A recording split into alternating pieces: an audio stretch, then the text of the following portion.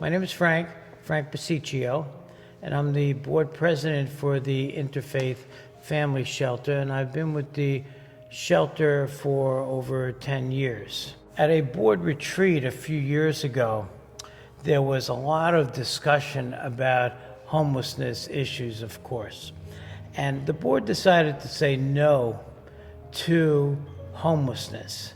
Now, what that means is we had so many people knocking on our door that we decided to find a way of preventing homelessness, if that's possible.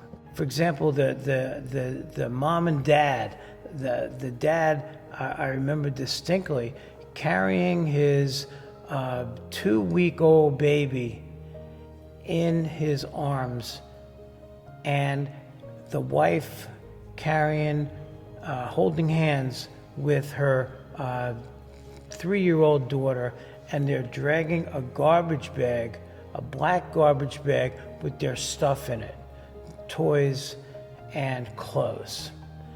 We wanted to be able to prevent that.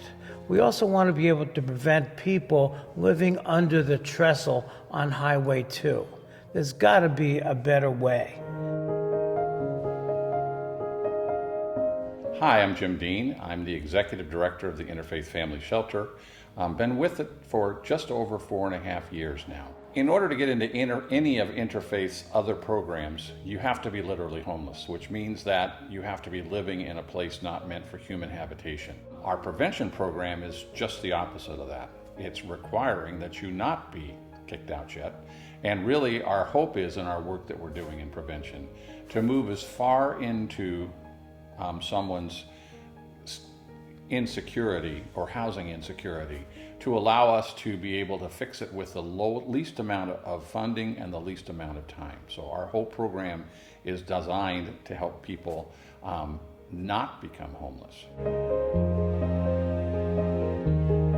My name is Marissa Chavez. I am the homeless prevention specialist with Interfaith Family Shelter. Roughly, it can take about anywhere from a couple days to a couple weeks, depending on how fast the process will handle and how quickly we can get it done for you. In the process of becoming homeless, people don't recognize how difficult and how expensive that actually is. We now realize that poverty is tri-generational.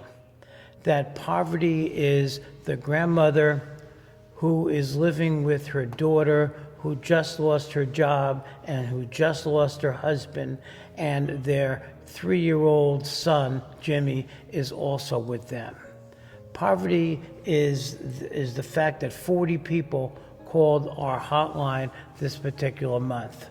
Poverty is our neighbors that aren't able to make it. But to a lot of people are left in their poverty. There's nothing to pass on except for poverty. We have people who are already on the streets. Then we have these people who are in their house insecure, but they're not secure. They live paycheck to paycheck, month by month, and they kind of are always in a crisis situation. So being able to help them get out of that crisis situation and be able to be self-sufficient and move on forward is the main goal. That adds up to being about $29,000 we've invested in a particular family to be housed and stable a year after they're out. In our prevention program, a one-time intervention of between $1,200 and $1,400 keeps them in their current home and keeps them stable. So obviously the difference economically makes all the difference in the world. But the part that I really want to make sure people understand and really understand is not just the economics of it. It's the human damage. A child who walks home from school, finds all of her belongings out on the street, on the parking strip, because the family's been evicted from their home. That damage is immeasurable. But what's clear is that that damage carries over into all of their life. One of our number one indicators of someone being homeless is the fact that they were homeless as a child. If we ever want to stop that cycle, we need to prevent that from happening. They're trying to keep their house. They're trying to keep their kids housed and keep their kids safe.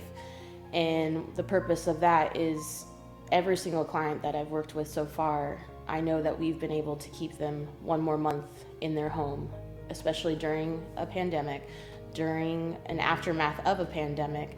It allows people to feel that sense of, okay, I'm secure for one more month.